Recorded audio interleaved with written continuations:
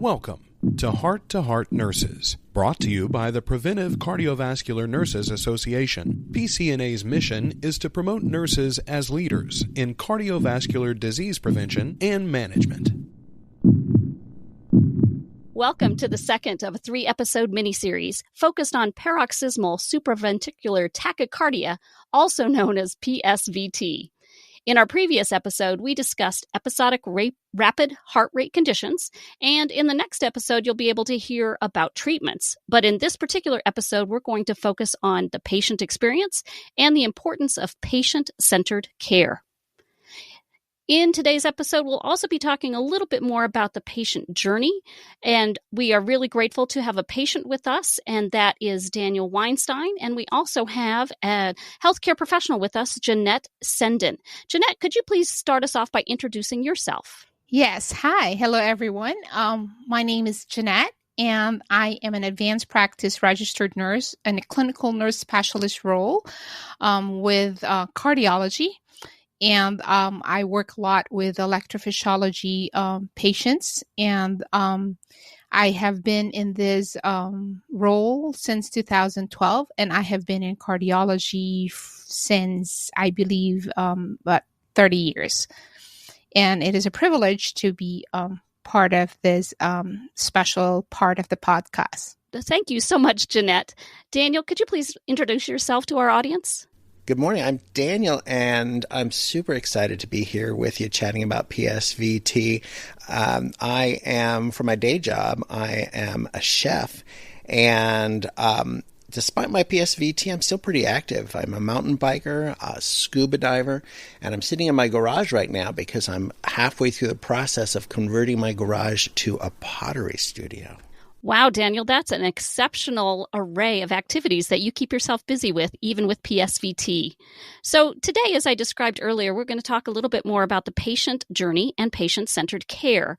And for those of you that are a little less familiar, I just wanted to give a brief review of what PSVT is. Simply put, it's when an individual's heart rate intermittently beats regularly, but very rapidly. And that's due to an issue somewhere in the upper part of the heart. So Daniel, can you tell us what your experience has been with PSVT? Yeah, I had my first episode when I was 16. So that was quite some time ago. I'm 53 now, so I've been living with it for a long time. That first episode, took me by complete surprise. I was running around, just goofing around in the hallway with my friends Jenny and Elvin, just running and laughing and, having a good old time. And suddenly, bam, I describe it as your whole body feels this big kind of jolt. It's a soft jolt. It's like being hit by a freight train covered in cotton balls. My heart rate goes from around 75 and instantly, not gradually, but instantly goes to about 180.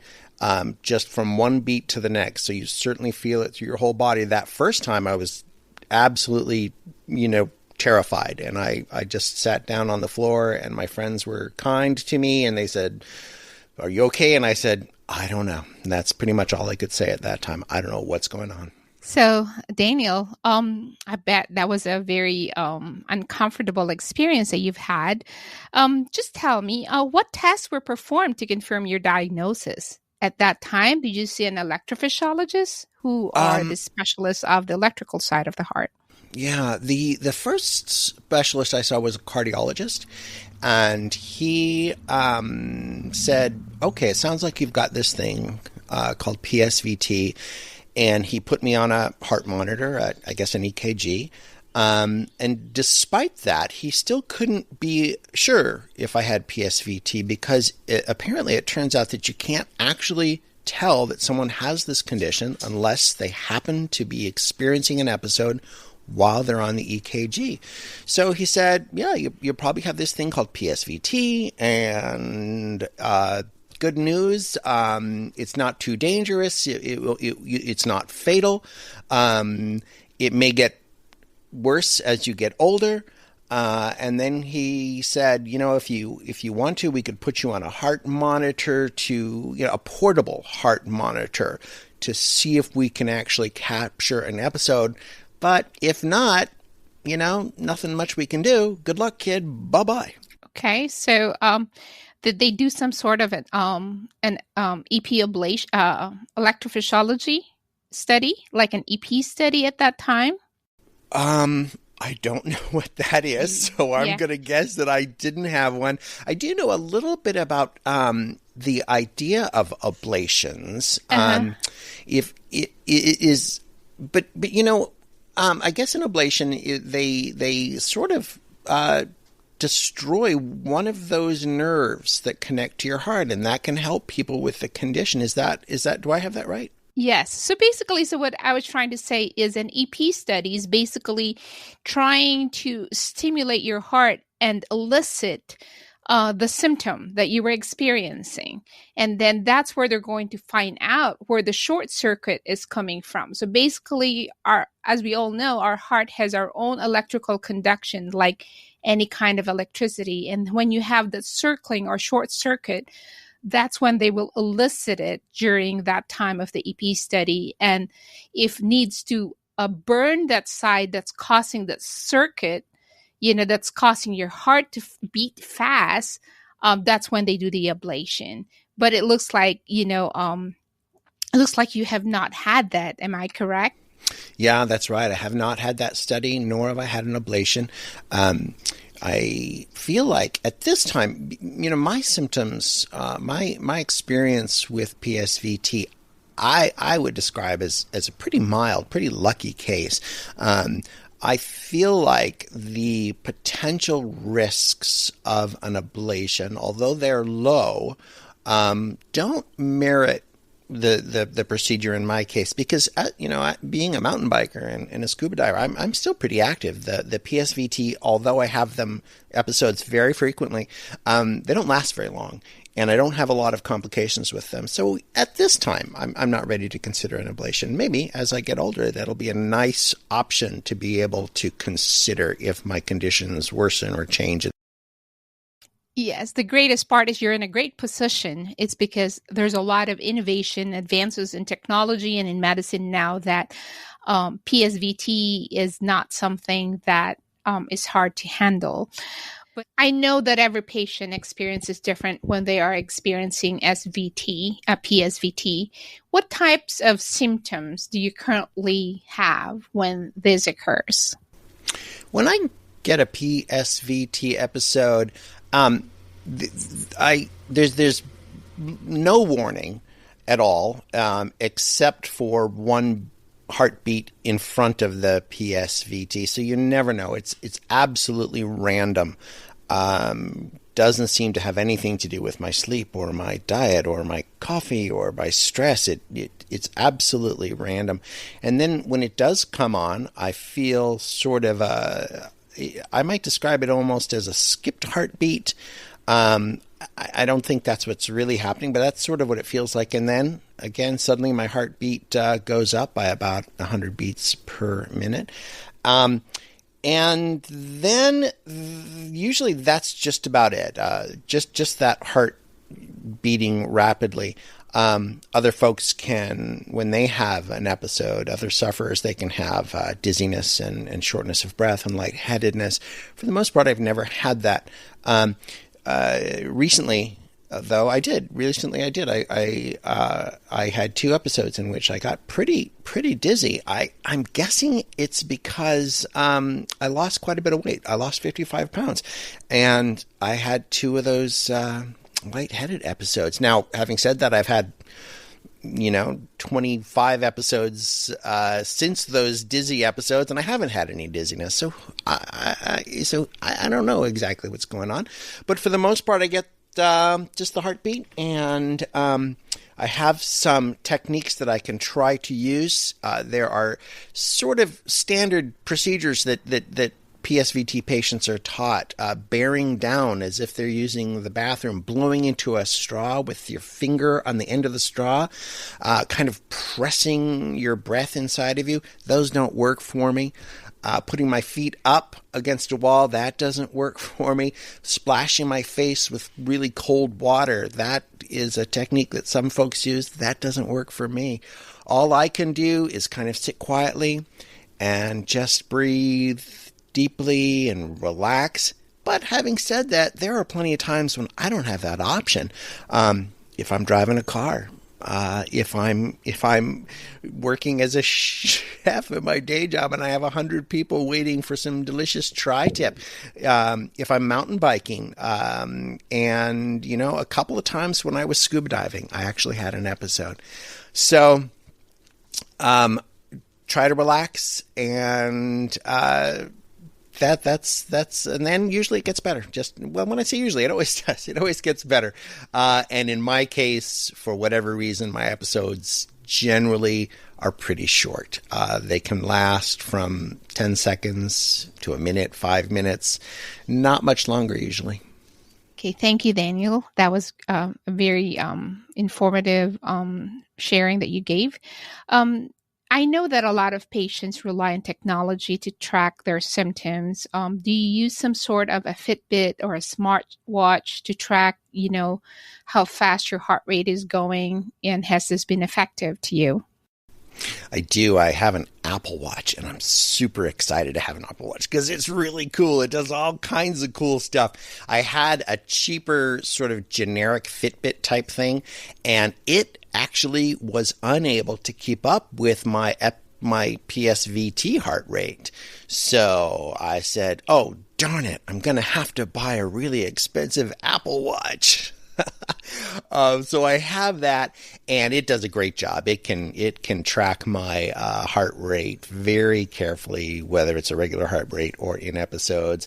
And sometimes, if I'm not wearing it and I have an episode, I'll go ahead and put that on real quick, and then keep an eye on that heart rate. And it's really, really cool because for the first time, I can watch my heart rate. At the end of an episode, I can see exactly or pretty closely what my heart does going from 175 and in one heartbeat down to 75. Again, PSVT, it's the same on both ends. It doesn't gradually slow down.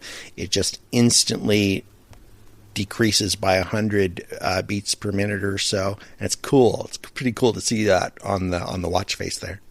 And I can record it also.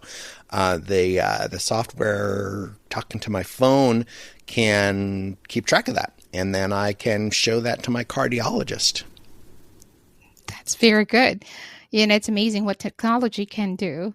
Anyway, what additional education have you received from your provider about SVT, and also when to seek immediate medical assistance when you feel that you're eliciting not only the fast heart rate, but other symptoms? My doctors, I've had a number of cardiologists throughout the years because I've had this condition for a long time. And so cardiologists tend to retire. And so then I get a new cardiologist, and each one brings, new information. That's really nice because, I get a new perspective from a new doctor. Cardiologists have, really done a super job of reassuring me that this is not a condition that anyone dies from. I just have to really emphasize that for people who have this condition, that speaking to their doctor, speaking to people who have experience, it's so helpful and so comforting. I love, to be honest, I love when my cardiologist says for the 50th millionth time, don't worry, Daniel, no one's ever died from this. I can't hear it enough. So cardiologists bring information. One of the things that they reassure me in my case is now this is my case. I can't speak for any other PSVT patient.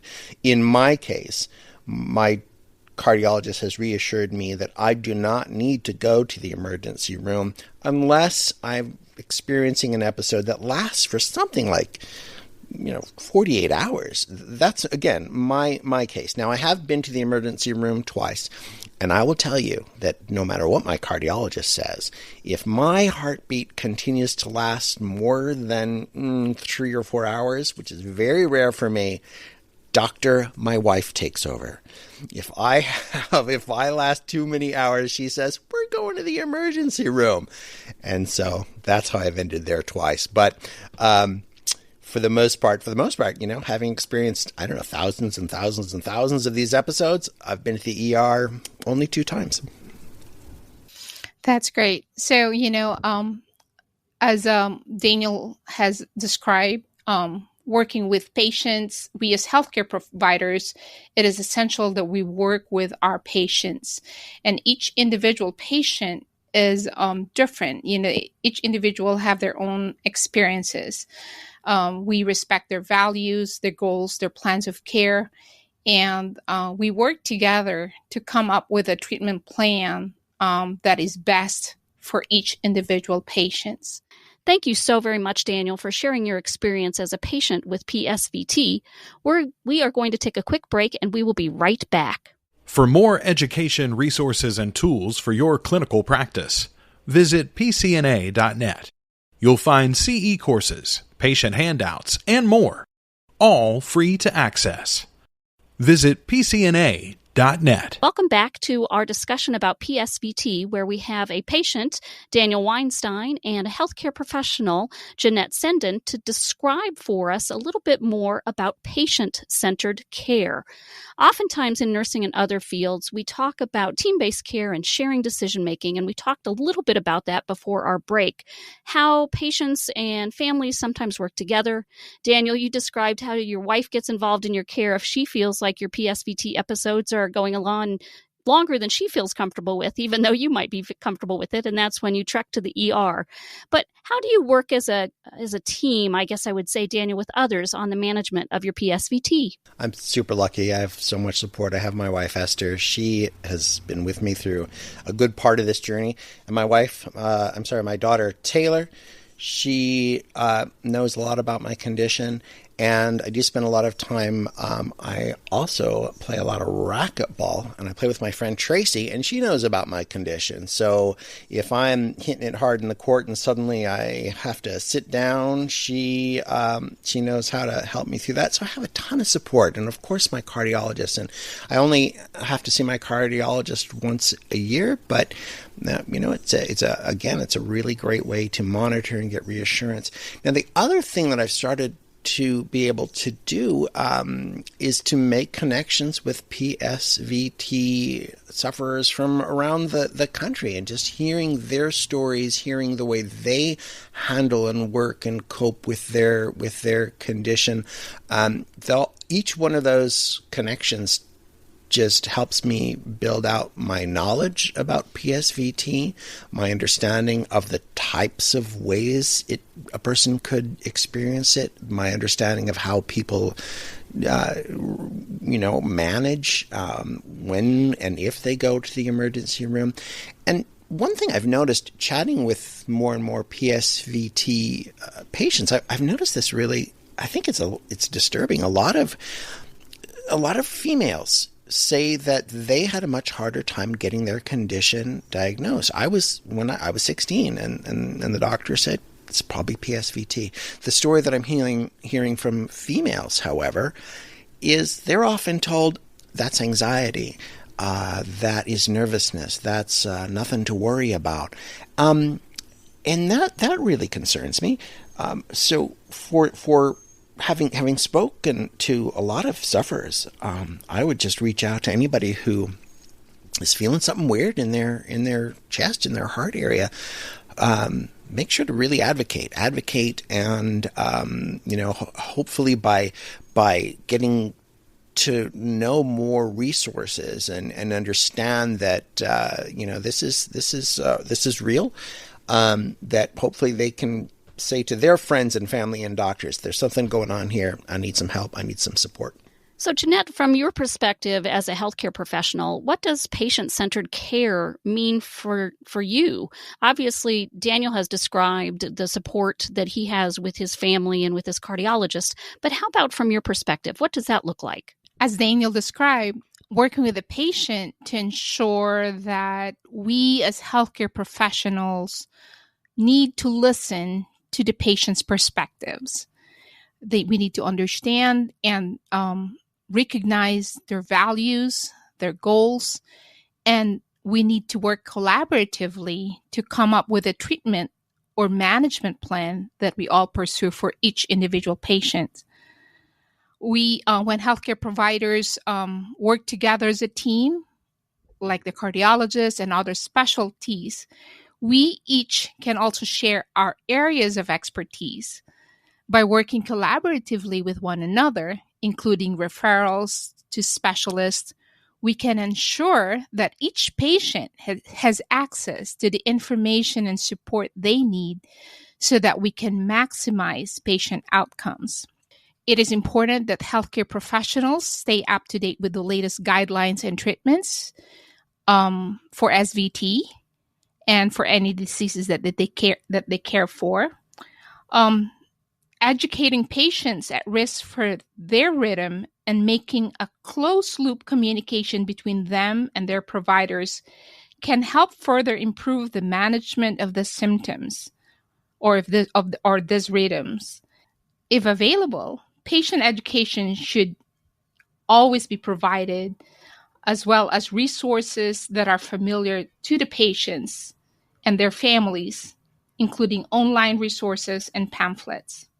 So, in general, treatment of PSVT can involve an interprofessional team, and working collaborative will enhance the outcomes of each individual patient. Thank you so very much, Janette, for that great perspective from the healthcare provider or healthcare professional aspect of team-based care. And I'm wondering if there's anything else that either of you would like to add that we haven't previously discussed in this episode. Daniel, is there anything else? I want to say that especially for people who experienced their first PSVT episode, whether they're young or old, it can be scary, and it's so nice to know that there are a lot of folks who have a lot of knowledge and empathy and resources. I hope that folks experiencing their first episode really feel like they get the support and love that I've been lucky enough to have throughout my PSVT journey.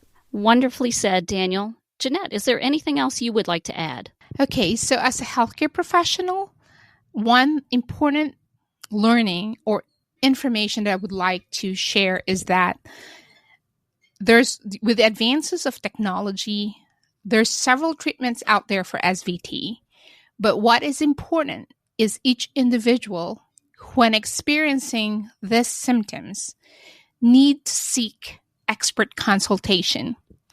The electrophysiologists are the cardiologists who specializes in this field in taking care of patients with SVT. Hence, it is very important that early diagnosis, early management, and a thorough follow-up of the conditions of patients having SVT is important.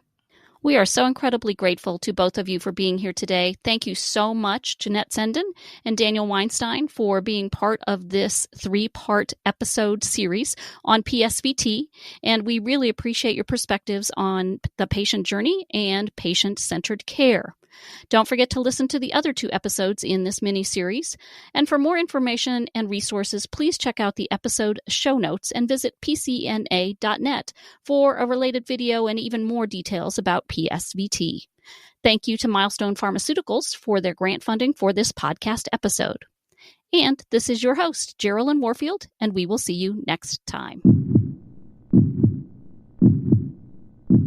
Thank you for listening to Heart Nurses. We invite you to visit pcna.net for clinical resources, continuing education, and much more.